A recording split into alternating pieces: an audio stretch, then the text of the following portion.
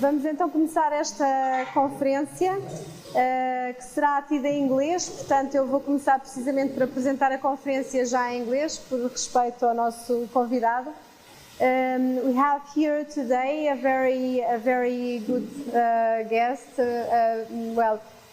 He's Niall Hobhouse. I'm sure that all of you already have heard about him, because he has in fact a very beautiful collection of documents of architecture, which is called, he has been the founder and is the director of Drawing Matter. That is in fact a collection of documents of architecture that are nowadays in an archive that is an open archive, that in fact you can travel. If you travel to Yarlington, then you can visit these archives and have the privilege of being in contact with all these contents of architecture. We had this idea of inviting Niall Hobhouse to give us a lecture, because in fact we are we had last week the launch of our new PhD program, which is on contemporary architecture, and the idea was that we would like to establish some protocols with some very important archives of documents on architecture, on contemporary architecture, and of course that Drawing Matter is one of the most interesting in the world. So we had the intention of establishing this protocol, and with this excuse we invited Niall Hobhouse to come sign the protocol, but also to give a lesson or a lecture to our students that are mainly for now the MA students still. We only have potential candidates for the PhD, but I'm sure that this lecture will be also very interesting also for the MA students, also because many of them probably you have heard about our school also because our students write a lot to Drawing Matter to ask for documents in our theory and history classes, because mainly they do research based on original documents, and so they are quite used to, and the web page that you have built during the years is very interesting, because it also contains a very good amount of documents that they can see, and they can guess what there is more to see, in fact. So Niall Hobhouse is a collector, if I may say, of documents of architecture, which is very interesting, because in fact all the other organizations or the other institutions that we had made the contact with to make the protocols are in fact mostly governmental, or they have some kind of relation with the state. So it's very interesting to have a person that decided to start collecting things. In fact, Niall Hobhouse was before he was a curator in the CCA and also in the John Soane Museum, which I think that John Soane can be a very good comparison or a very good model for you, even though what he collected was a bit different from what you collect. But this idea of being a collector and collecting and making a curatorship of this collection, it's something which is very interesting. And I think that we can know a bit about you because looking at the things that you collected.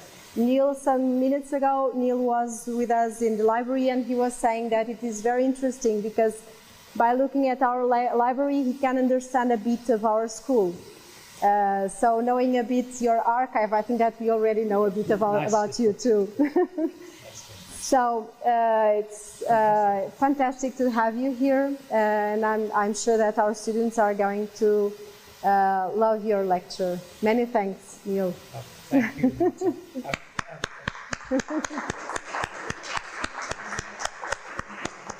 And for giving me such a warm welcome and a wonderful tour of the school, which I have to say I love for being so small.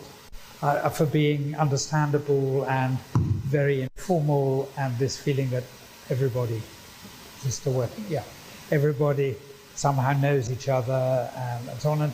And it resonates with me because my project, in a way, is the question I always ask myself is how to go on doing what we're doing at Drawing Matter without ourselves becoming an institution with protocols and rules and bureaucracy that I'm not very good at. It wasn't why I got into it. So it's a constant challenge. And in a way, I think the most important thing I can say is that throughout what I'm going to show you now, the theme is really a determination. We're not always successful, but a determination on our part to ask what can we do as a relatively small organisation that is private, that has no government funding, and no formal mandate in terms of what we should be doing. How can we use that as an opportunity to do things that are perhaps more interesting, or perhaps to suggest to the institutions, this is the tough bit, to suggest to the institutions that there might be a different way of looking after their collections, showing their collections, how they showed their collections. So what I'm going to do is just talk you through what we do, where we do it, how we do it, why we do it the way that we do it. And I'm absolutely not advancing it as a perfect model for how one should do any of these things. You should see it as constant tactical experiment. I'm more interested in the questions really than the answers, and more interested in the discussions that asking a question in an interesting way generates around a drawing. That's really the point. So just to give you a little background, the collection, which I have a rule, which is I have never calculated how many drawings are in the collection. I don't know. Everybody asks me, it's the first question they ask when they arrive, and I say, I have no idea. It's something in the region of 30,000 or 40,000. And it depends, of course, how you count them, whether you count a sketchbook as 100 drawings or just one. It exists on this farmyard site in Somerset in the west of England, where it happened that I grew up. So it wasn't in that sense a choice. That the only element of choice here was that the collection became, at a certain point, 7 or 8 years ago, too large to keep in London. And I simply decided that I could do more with it and by bringing it to the country. And the archive exists, I'll show you the archive in a minute, but exists within a group of buildings, some of which are agricultural buildings repurposed from the 1960s and 1970s, built by my father, and others are things that I have built on the site. The cowshed is by an architect called Stephen Taylor in London. The obelisk is the last English work of Peter Smithson, who proposed it to me, but said that he'd originally designed it for a site in Siena, in Core 10, at exactly this scale, and I said that I would build it, but only if we could build it from oak trees that we had already on the farm. And that's the sort of spirit of the architectural project, and it gives you some idea. There's another question, which is somehow to reconcile the 30,000 drawings, or whatever number it is, and this collection of quite strange buildings. And the way I like to raise the question is that I have, about 10 years ago, I collected a huge amount of material from the partners of Super Studio in Florence. They were sort of Super Studio was a kind of key practice when I'm not an architect, but was a kind of key practice when I was a student reading philosophy, and I had the opportunity to go. And one of the things that I got from them, and I should have shown you a photograph of it, but is the plan chest in which they kept all the, or they keep, because it was full, all the unused collage material. So it was sort of like a sketchbook, really. It also gave this wonderful impression of that that's what they did at Super Studio in 1968 in Florence, is just sit there reading magazines and ripping out pages and going, oh, this looks nice, and put it in the book. Anyway, when I collected the box from them, they insisted on doing one last collage, which was of the continuous monument arriving in the site in Somerset. So I sort of put it to you as this conundrum. The building that you see in the front is the building where we keep the drawings, and we'll sort of move on to that now. This was a photograph I took last week.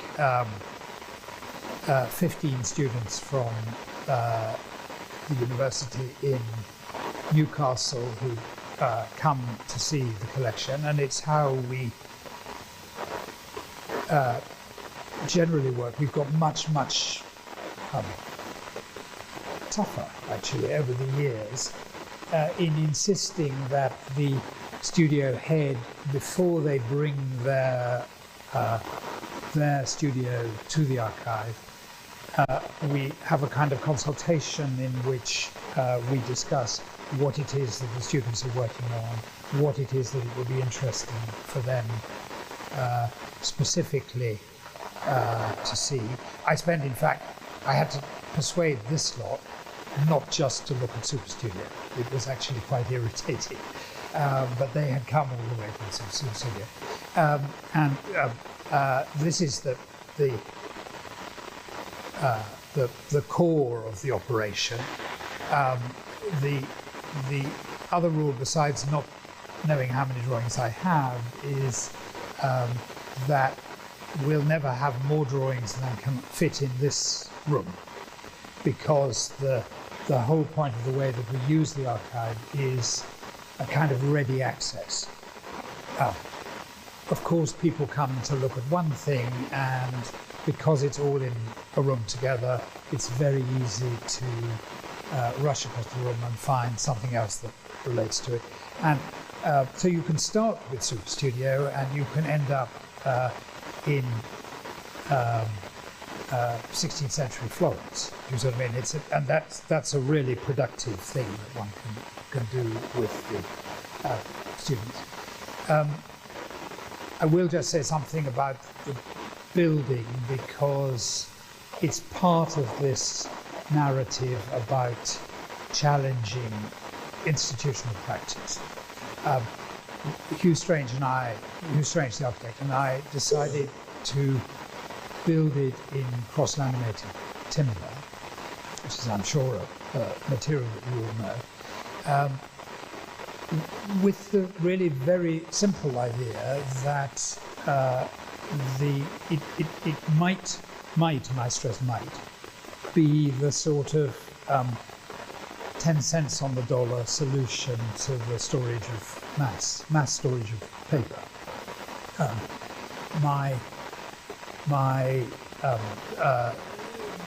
The idea is very simple, that the thickness of the timber walls absorbs the temperature changes and the diurnal temperature changes, and the timber absorbs the moisture.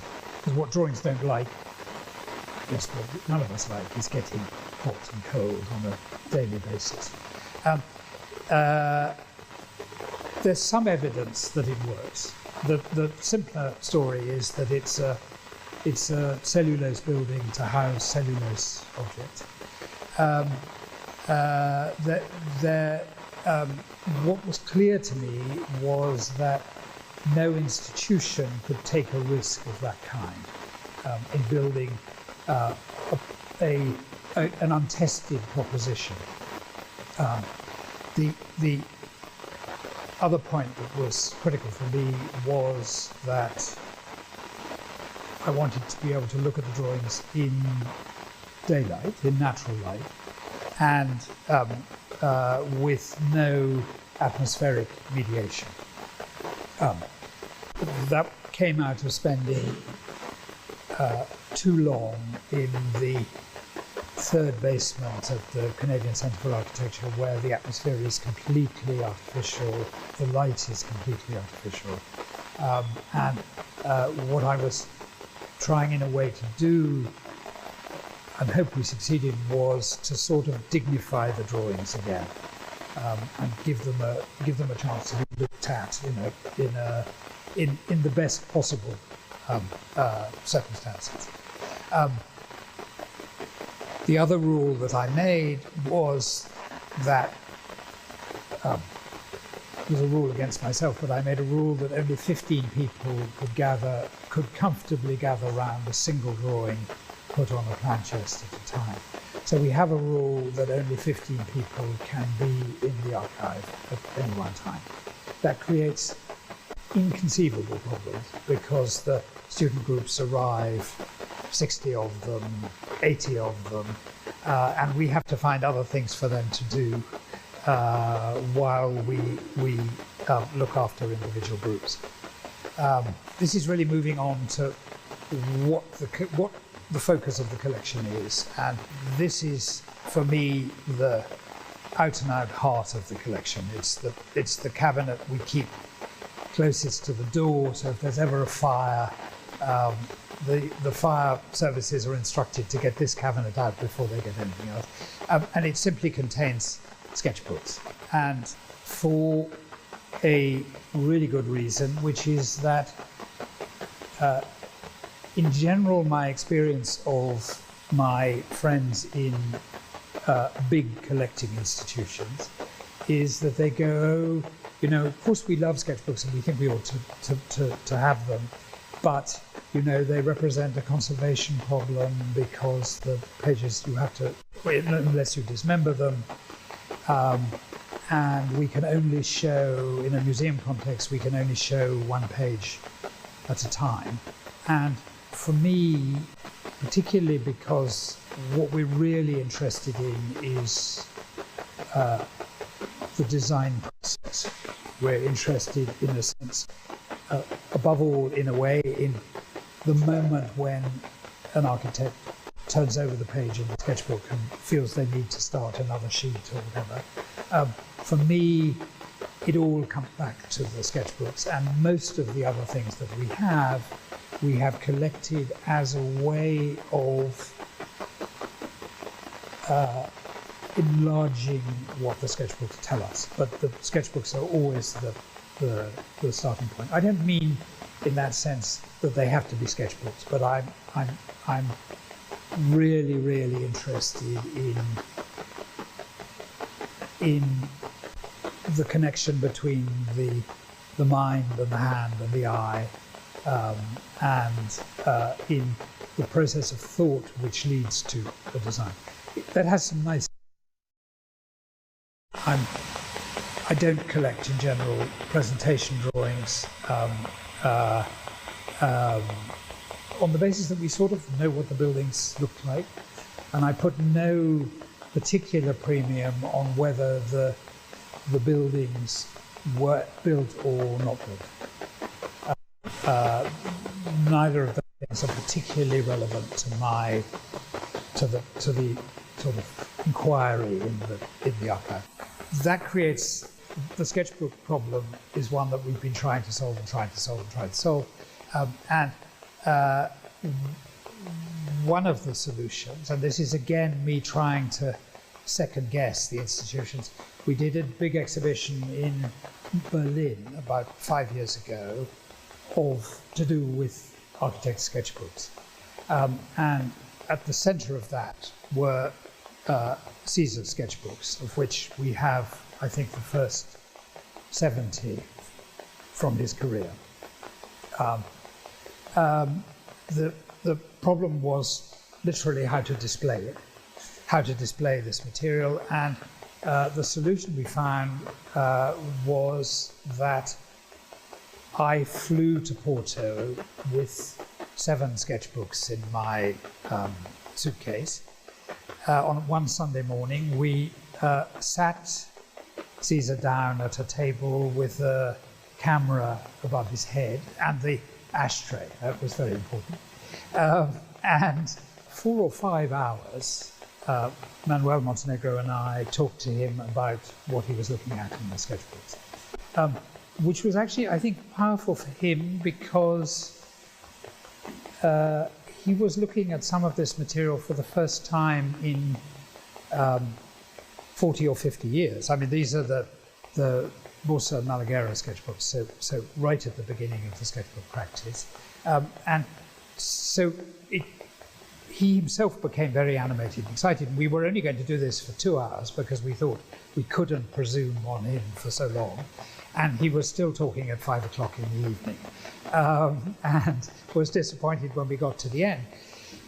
What we then did, this is the bit that I'm in a way proudest of, is that I persuaded the museum in Berlin to agree to open the vitrines in which the sketchbooks were sitting every evening and turn over the pages in the sketchbook. And then we cut the film, so we were always showing a film of Caesar talking about the pages that were visible to the audience in the thing. It was an incredibly complicated way of articulating the sketchbooks, but it was, I think, the closest we've come to that sense of the excitement of turning over the page and conveying that to people. It certainly was, for me, the memorable thing about it. Oh, sorry, I'm going the wrong way. Partly because I was thinking about this, we actually re-edited and uploaded the 7 films we made to the Drawing Matter site literally this morning. They were there, but it was hard to find them, and actually I thought, since I was here and I'm going to be talking in Porto on Wednesday, it would be nice if they were the first thing that people found on the site. So the 7 films are there, 1 for each of the sketchbooks. I'm showing you the homepage of the site because it's in its way a problem for me, and I have to be honest about this. Given my 15 people round a drawing rule, we're lucky if 60 or 70 people actually physically come to the archive every week. And setting up the website was a way of addressing that, which has been, it's been almost too much of a success. So the website now has 1,000 visitors every day, and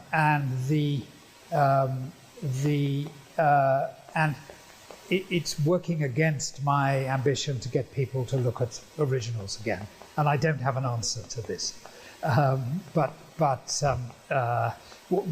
don't know how many of you know it, but we actually upload maybe 3 or 4 of these new texts every week. So that's right. I just wanted to talk a little more broadly about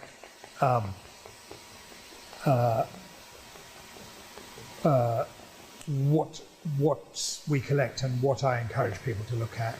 And this is one, in a way, very obvious example. And it's really here to make 2 points.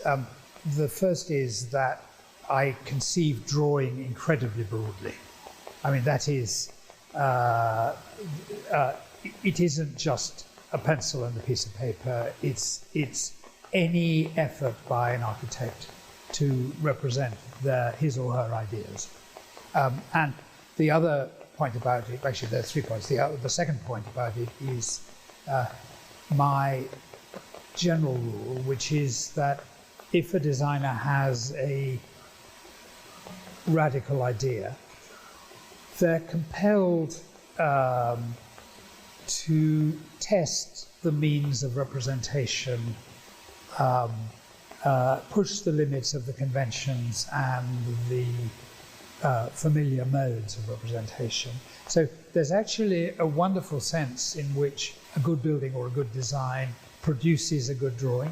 I mean, it's counterintuitive, but there's a reliable correspondence between the two. The other thing about this, which, sorry, I'm sure you all know, this is the Mies glass skyscraper. 2 things about this particular thing. One is that you have always to look at these images in the kind of cultural and political context in which they were being made. There are 2 things to say here about that. One is that this is 1922, and it was sort of the worst period of hyperinflation in the Weimar Republic. The French were invading the Ruhr. There wasn't any work around. I mean, let's be clear that was the opportunity for Mies to dream. I've always liked the fact that he employed the workshop who had made the sets for Nosferatu, for the film Nosferatu, to make these clay models of the Williamine houses to sort of exaggerate the contrast with the glass skyscraper. And then finally, this was the copy of the collage that he presented to Peter Behrens, who had been his teacher and his boss 10 years before, as a kind of homage. So in a way, I'm saying that there's always a story, there's always a richer and deeper story behind these images than the ones that, this is something we've all seen, but I don't know that one interrogates them in quite the right way when one sees them in a book or a publication. I'm going to show you one other example, more or less illustrating the same point. The drawing on the right is a drawing by Charles Percier, Napoleon's principal architect, which was exhibited, it's now in a museum in France, and it was exhibited in the Salon in Paris in 1798 or 1799, and it was part of Percier's bid to be given the role of remodeling the Louvre as a public museum, into which the Napoleon was going to put all the antiquities that he had gathered basically in Rome, from the Vatican and from the Villa Albani. I'm showing it to you because actually it doesn't interest me at all as a drawing. What does interest me is the full-scale sketch for it, which we do have in the collection, and you can see here. Unfortunately, it's wonderful, dark, rich sepia ink. As you can see, it's reversed. In this process, he moved the sculpture around, he changed his selection of the objects, that he brought back sketchbooks and sketchbooks of antiquities from Rome, which he had drawn in their museum locations. But it tells one so much more about the designer's process. And so I'm really just reiterating my point that the finished drawing, often made for reproduction or for engraving, is actually the least interesting artifact to collect. I I'm now going quite quickly to run through various ways that we have experimented in very recently, I mean over with looking at drawings and sometimes challenging students or the public to look at them more critically. And this is an exercise that is part of an exercise that I've been doing all through this autumn with a master's studio at Cornell in America, where what the tutor did was present each student with a single drawing from the collection, gave him or her very, very little background about what the project was or why they would be given that drawing, and with the idea that the ultimate objective was for the student to make a model that derived from the drawing. This is a drawing by Cedric Price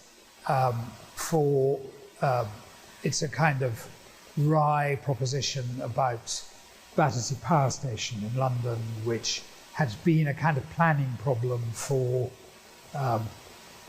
30 years since it was decommissioned.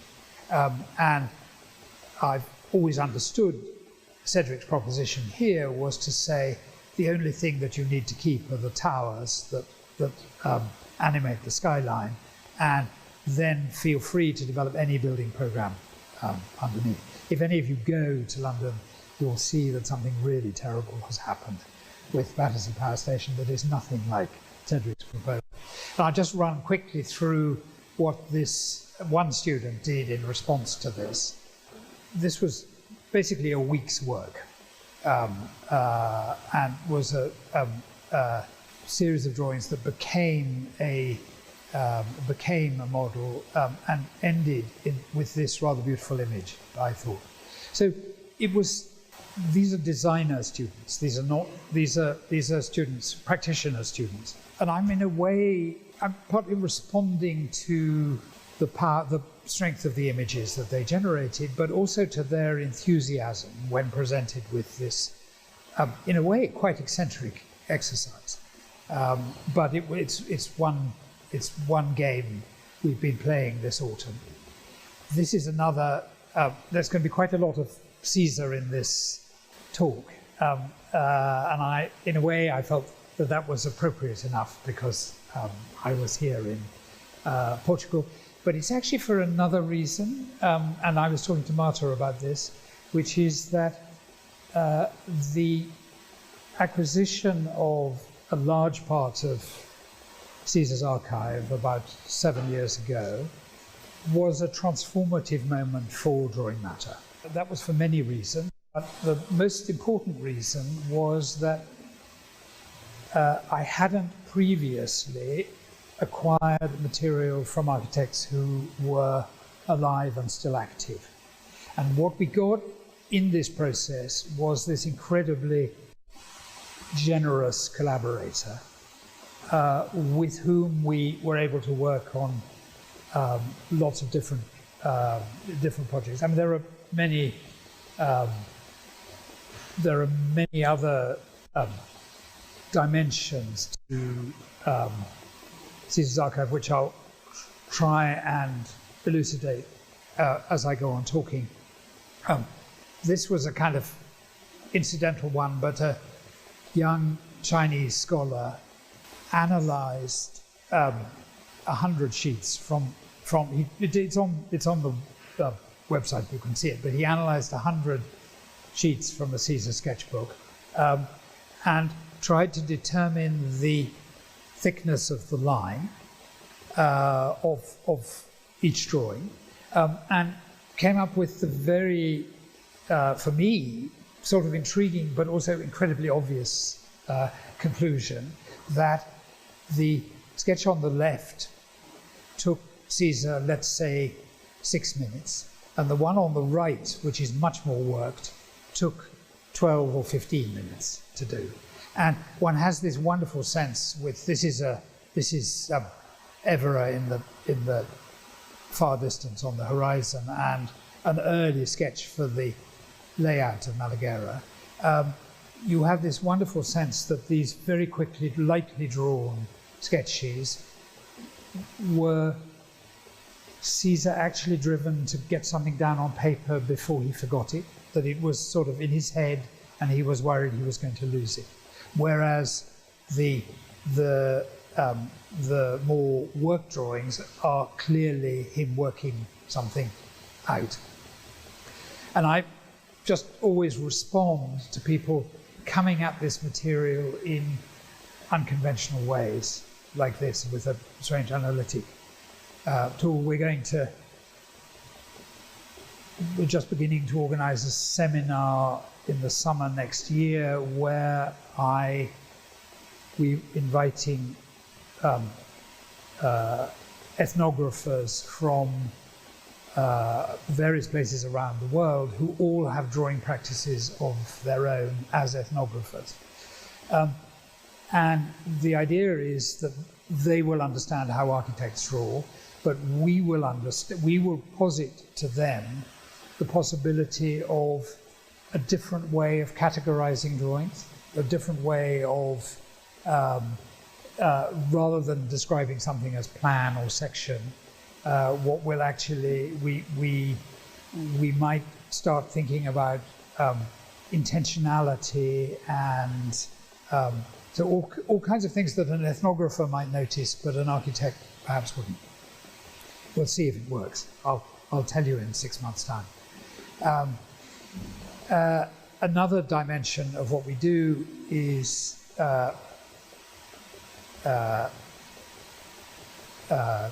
if you like, actively curatorial. This was the second day of a project that I did with Martin Beck's team from the GTA, from the ETH in Zurich, where Martin wanted to do an exhibition about the cornice as a historical feature and as a challenge to the modernists and so on. And what he asked to do was to come to Somerset and pull out any drawing which had a horizontal cornice in it. We put the one, and I can tell you the whole room looked like this. I mean, so we had maybe 150 drawings out on the wall. He brought his entire team from Zurich, and the curator of the space in which the exhibition was going to be. And it allowed us to explore ideas in a way that would have been actually absolutely impossible if we'd been doing it from reproductions in books or in more conventional archival environments. The problem always with the archives that I've used is that you kind of have to know what it is you want to look at before you get to look at it, because somebody has to go and get it with white gloves and put it on the table in front of you. And we have this opportunity of juxtaposing material in this very free-form way. This was 2 years ago, and this this is how it resolved itself.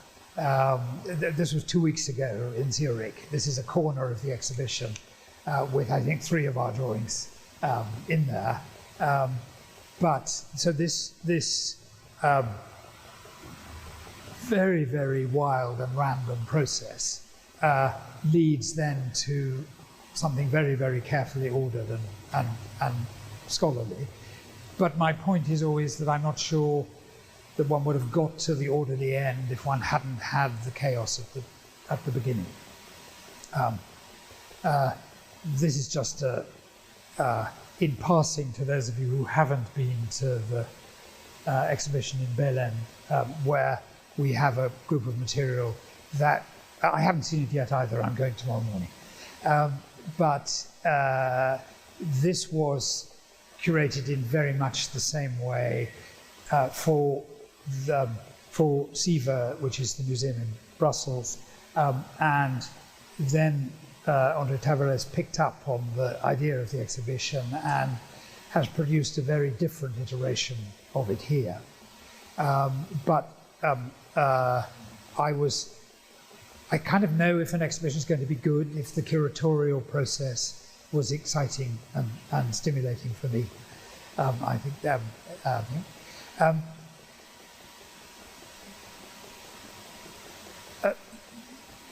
this is a funny story. We were two things happened on the same day. We were just unpacking the archive of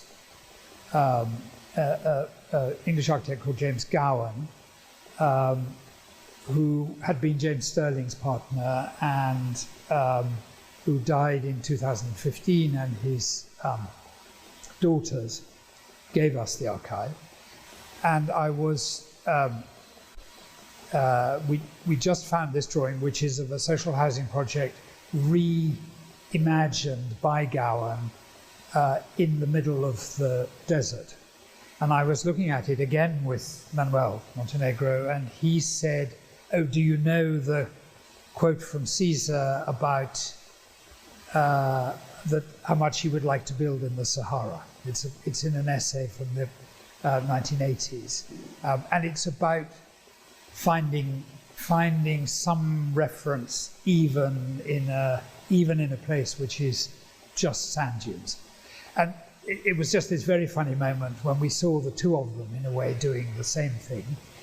At the same time, I'd been asked at very short notice to put together an exhibition at the AA in London. And since we had the Gowan archive there, we'd already catalogued the Caesar archive. We took the opportunity, based on this perception about the Sahara, we took the opportunity to do an exhibition of Caesar's work and Gowan's work between the late 1960s and the late 1970s, all to do with social housing projects. And that was partly because I've always thought of social housing as essentially the key modernist typology. And I've always struggled to get museums interested in doing exhibitions about social housing. It's very frustrating.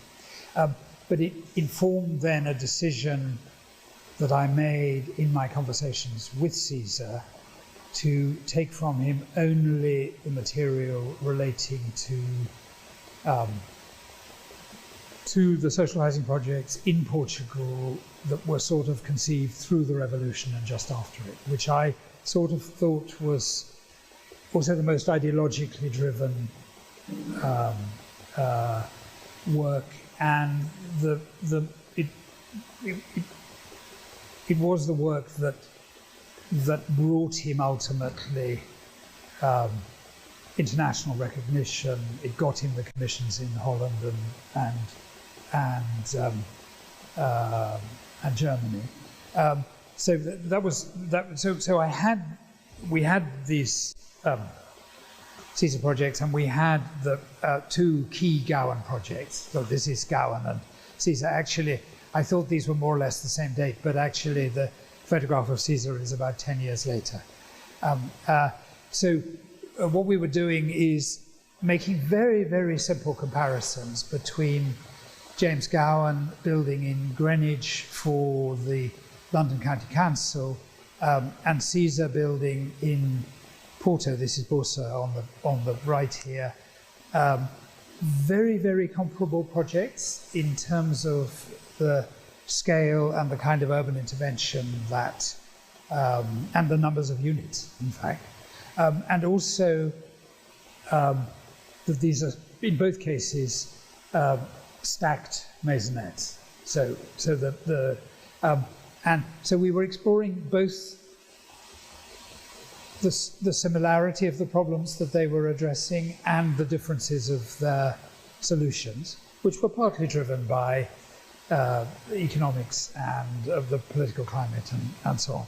And I'm just going to run through comparative sheets. This is the preoccupation that runs all the way through both the Greenwich project and Bursa, which is this effort to imagine how these places will actually be used and inhabited, and indeed, in the case here, changed by the inhabitants, reimagined by the inhabitants. Here again,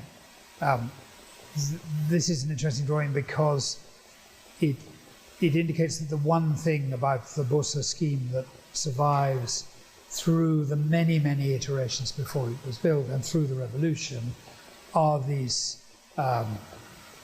steps up to the first floor that on the right-hand side there, which are kind of are critical to the scheme. There were many opportunities for them to be cancelled. They come back and they come back and they come back, and he fought for them.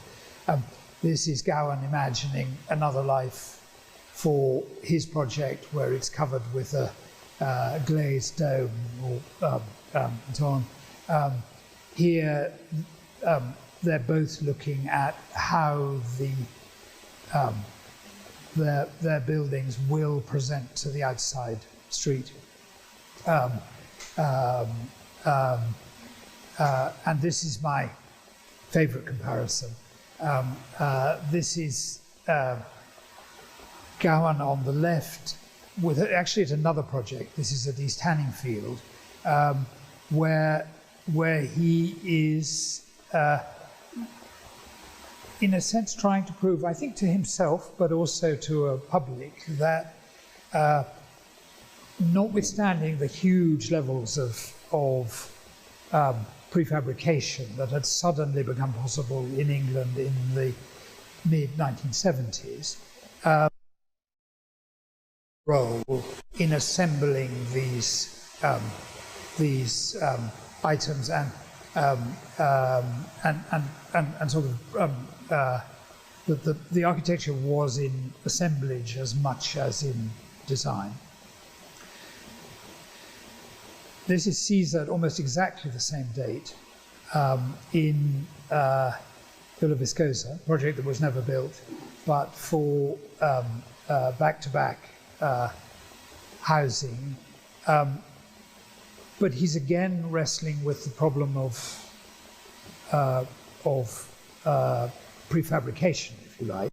There was only one kind of concrete block available in Portugal in the 1970s, and it was of this dimension. And one of his preoccupations is to make sure that everything fits within that system. So that determines the roof height, it determines the first floor height, it determines the rise of the steps. And what he's trying to do is essentially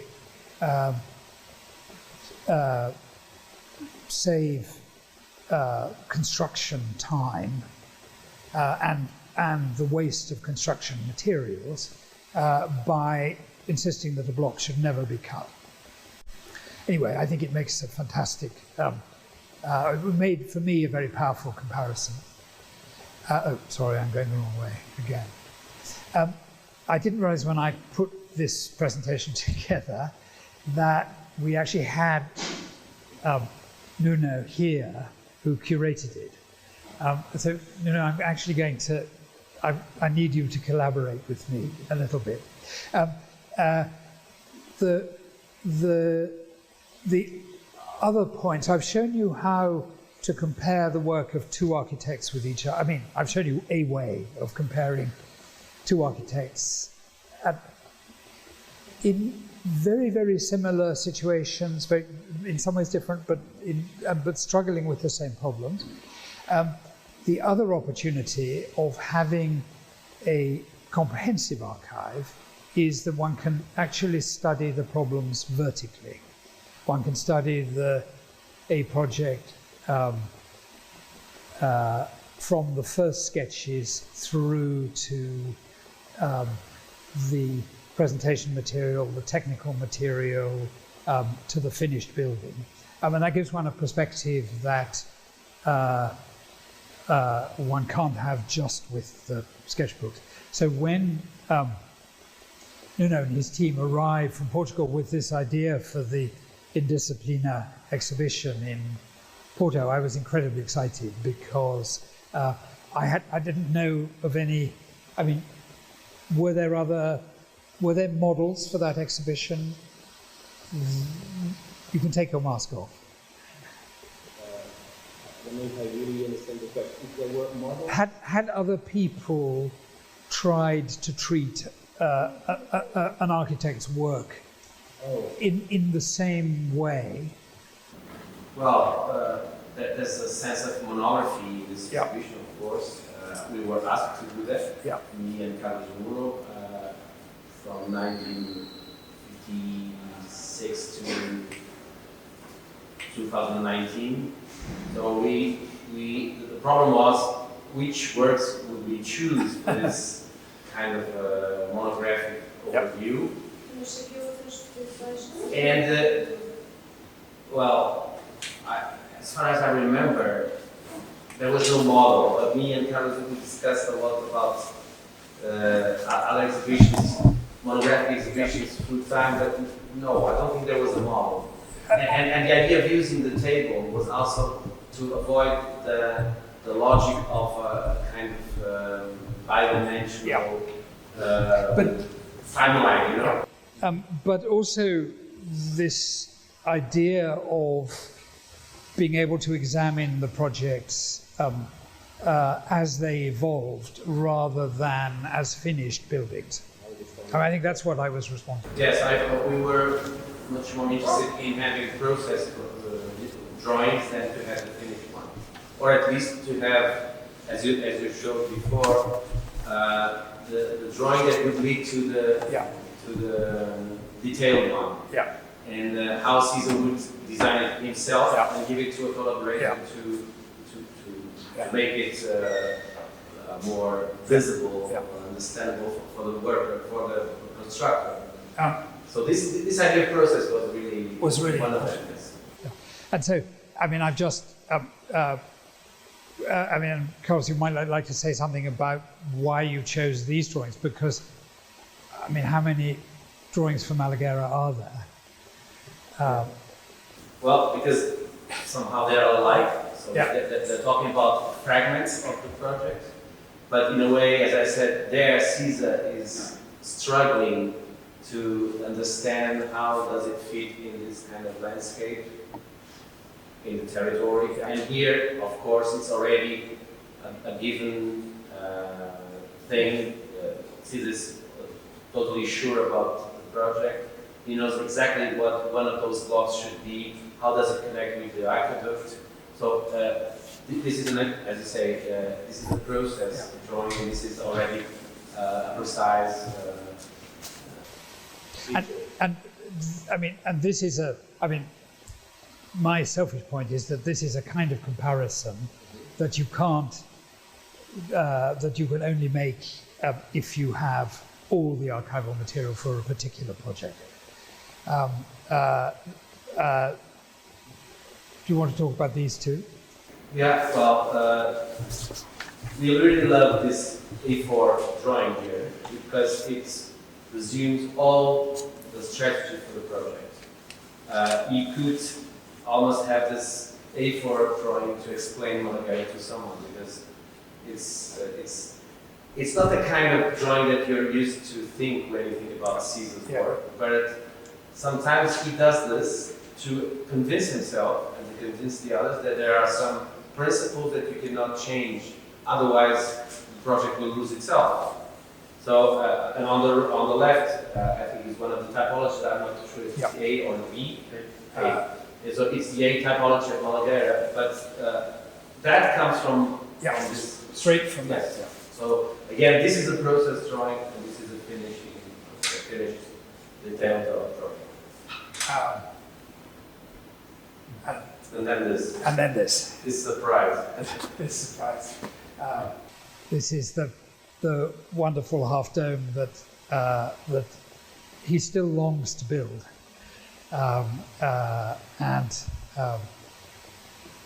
but so you can see if you can imagine a table twice as big as this, with more or less with the material for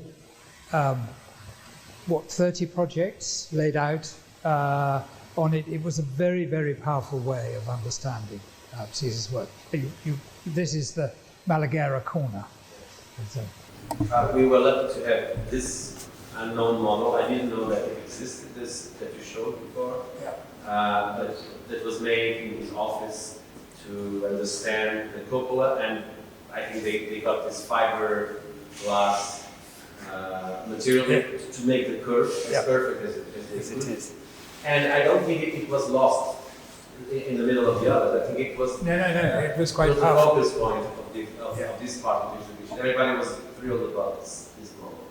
Because as we know, normally Caesar does models for the exhibitions. Yeah. They're not process models, they're made after the building is done or the project is finished. But this one is really a thinking model. A process model. And it's worth saying that actually, in that context, I'm quite resistant to models because they too often represent a snapshot in the design process and you can't see the workings. Or, as in the case with Caesar, they're made in retrospect to sort of pin something down. So they don't have the kind of richness and depth that I'm like. That is really it. I've talked for far too long. I was going to come back to this image where I started, and then I found that when I was looking for it again, I found this image, which in fact is 8 students from the GTA doing yoga in the archive building at the end of an incredibly long day looking at drawings. I had gone over to the house, I was completely exhausted, came back and found that they'd stopped looking at drawings and were having a yoga class. Anyway, so there we go. That's it. I don't know if I've given you any impression at all of what happens at Drawing Matter. Good, okay. Well, anyway.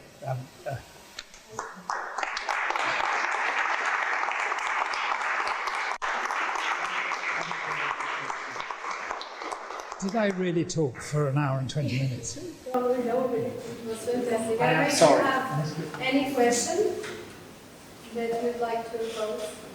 Otherwise, I would like to add my experience of visiting Drawing Matter in Somerset.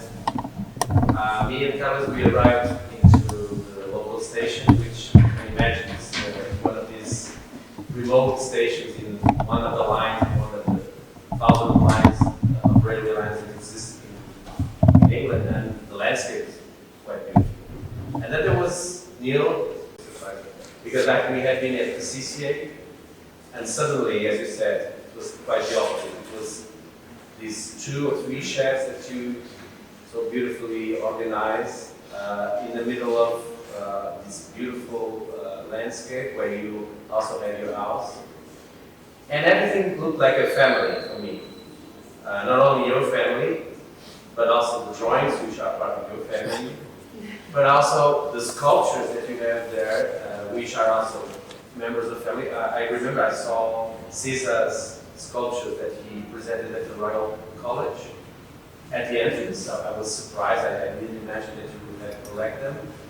And you even collect family members, like the grandson of Alison and Peter Smith, who works with you. So it's a total collection that goes from sculptures to drawings to people. But they're really your family. That's what I felt. We are in a family business. And I was totally amazed because when we went, I entered one of these sheds and there was Aldo Rossi's drawing lying down against the wall. There was this Jörg Utzon's model to try to understand the curve of the Sydney Opera House. There was the model of Le Corbusier to study the facade of Longchamp. And I was, wow, and everything was put like you would be in a curiosity cabinet, cabinet de curiosité. That's the feeling I have here, that you are amongst your good friends, that you collect, that you respect, but not in this very formal, archivistic way, but in a very informal, friendly way. Well, I'm not sure it's totally secure, but I don't think you really are upset with that. No, I'm not so upset by that. So it's again. I mean, I also recognise that the reality is that the drawings will be there for 20 years or 30 years, and then they will end up in an institution, and there's nothing I can do about that. So this is the last outing the drawings have, and I try to give them a good time. This actually. No, you give us. That's because then we are very free to look at them. Yeah. Not as in the other archives where you are always being under surveillance. I didn't feel I was under surveillance. I could move through the collection, through Caesar's sketchbooks, which by the way are very well kept in this particular place. If ever there's a fire, it will be the first to come out. Yes. Maybe not the Corbusier, but Caesar will be. No, Caesar will be, sure. So I think it was a very nice experience. And the way you were so open to give us whatever we wanted, and we wanted to understand why we chose this and not that, and respected now in retrospective, I understand that you were doing your surveillance, but in a very friendly way.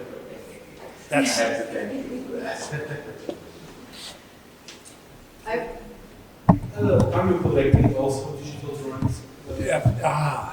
Because I have a certain point of our discipline in history, we were drawing by hand and with collages. Now, the process is also transformed.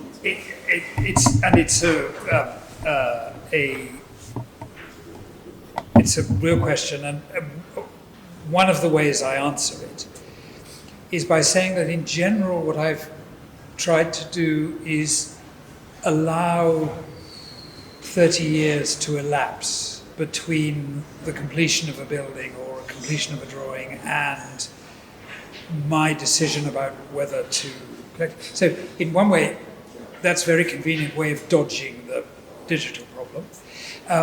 The other point is that is obvious enough, but if you collect process, the digital files tell you very little about that process. I mean, it's a series of fixed iterations with no indication of how you move from one to the other. So, and then I think I've become recently much more interested in architects who are beginning to question the rigor of the digital process by kind of playing tricks on their computer to sort of force them to the digital media to work harder and to give more in the design process. And at this stage it hasn't got much further than my beginning to collect texts and images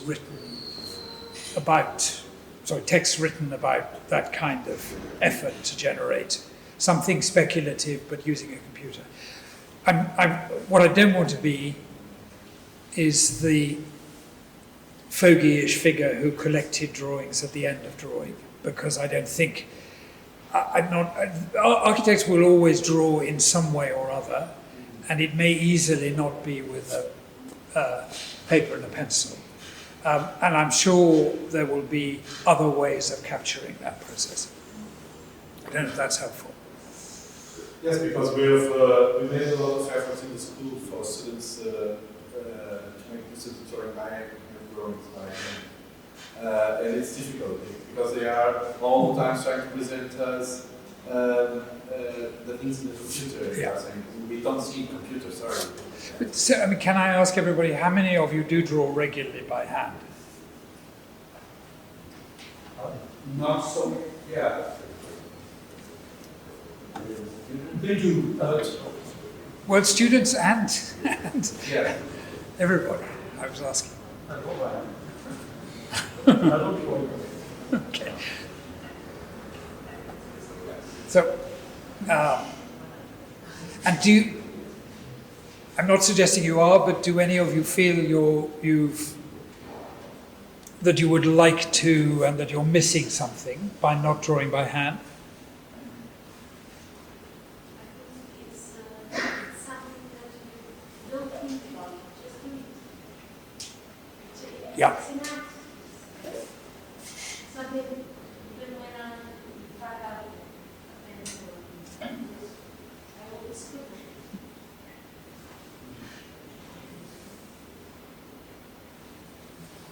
Anybody else? I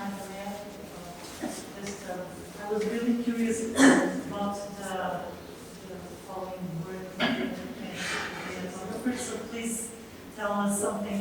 Sorry, the work with... In the ethnographers work that you're going to start now. Oh, with the ethnographers, yeah. Ethnographical perspective. Yeah. Okay, I mean, it's a total experiment. Okay? I have no idea what will come out of it. All I know is that this group of ethnographers, all of whom draw in their own practice, they've self-selected. They're incredibly enthusiastic. They want to come and look at drawings with an ethnographer's eye. It's entirely possible that we'll do the workshop, which will go on over a couple of days, and nothing very interesting will come out of it, or we will find something very challenging and exciting. I should have said that the stimulation for me is most often is when one has gathered around material people from different disciplines, so that we have sometimes, a sociologist or social scientist there, an economist, an artist, an architectural historian, a practicing architect.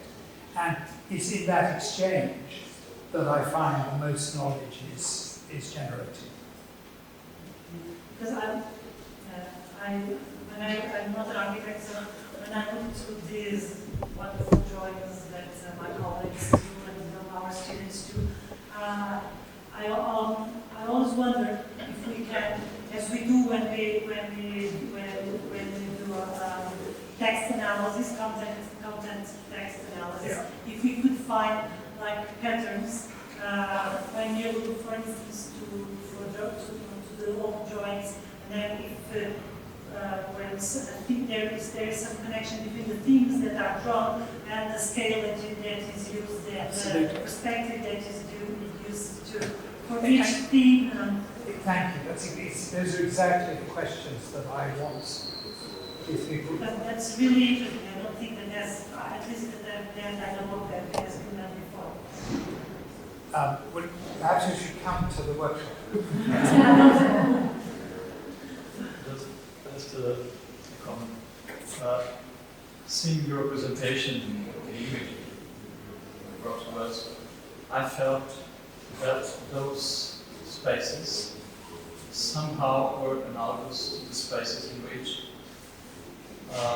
many of these architects probably work. I'm talking about the kind of furniture, the way the books, notebooks or tables, the vertical, horizontal way of receiving the drawings. So I think it's a kind of an analogy between this site, yours, this great collection, and many of the offices that I visit, of architects more than 30 years than I. Some of them alive, some of them disappeared. But I felt that a certain kind of analogy between your methods, your tools, your space, and those atmospheres. And then I remember visiting Caesar's office when he was building the new office, and he showed me the archive with this is the archive, and I said, well, but now, you see, everything is digitalized, and he said, I don't trust that. I'm printing drawings and then putting that's another phase. And then I thought a lot about that. I don't know what would be the kind of digital practice. Half of our lives was done under a different regime, physical method of representation, and the other half of our lives by digital. And a few months ago, I had to restore dragons that I did for the Expo 98, and I started finding the drawings in the digital archive. And they were completely, I had to redesign. Okay? So I think there will be a huge problem about digital archives that we are not yet facing and thinking about. So when I see this process of yours, I see it with a certain nostalgia because, and at the same time, with a certain fear about what will be the idea of archive in the near future. I think it's, I mean, my colleagues or competitors, whatever they are in museums, spend an enormous amount of time worrying about how to, I mean, and the problem, as you know, is not storing the files, it's actually preserving the software. Yes, it's being able to read them, not actually being able There's to. a problem that I haven't And I don't know the answer. I also don't know what that means for architecture in the long run. I don't know what the and in a sense, perhaps I've chosen not to. I've just decided to do what I do. At that time, Caesar was printing digital drawings to put them in plastic. No, it's an extraordinary amount. I agree. Sorry, I keep getting in your... I would like to ask something just to finish, because we were presenting this register of Albert Caesar, looking at his drawings for 5 hours, like you said. I had the privilege some years ago to see a chat between you and Caesar, in particular São Lázaro, here in Lisbon, which was incredible, because I remember being with someone that said, oh, it's like having Bolomini in the room and asking him how did he do this or that, and it's a very impressive thing. But it was a little bit, that exchange was a tiny bit staged, in the sense that I said to Caesar before we began, I'm going to try and argue that, because we were looking at the first Amalgam sketchbook, I'm going to try and argue that everything about the scheme that went on, as you know, for 25 years, was in this first sketchbook, which you completed over your first weekend visit. Okay. And so he was pushing back against it. So it was a little bit again. but it was wonderful. Because in fact you are, for example, in this field, you were producing new documents based on a document, of course, which is the document which is the sketchbook. But as you have Caesar, that is an author that is alive, you had the privilege of having Caesar commenting, and that's another document. And that's a point I hope I really conveyed, and thank you again for bringing it up, that the opportunity to have the architect ready and wanting to talk about the material in the archive transforms the archival opportunity and experience. You know, the RIBA or the CCA in general simply collects material after people are dead. And it's sort of too late.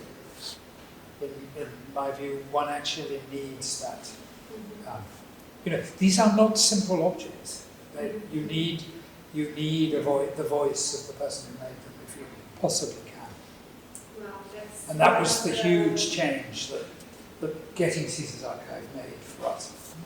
This is one of the challenges of our new PhD here in our school. Many thanks for coming, Niall. I hope to have you much more times here, and that we can all go to join or to visit you also. I hope to come again. I hope to see you 15 per day. We are not going to be all together at the same time. Okay. I hope to see you all there, and thank you for making me so welcome here. I'm sorry to have talked for quite so long. No, it was fantastic.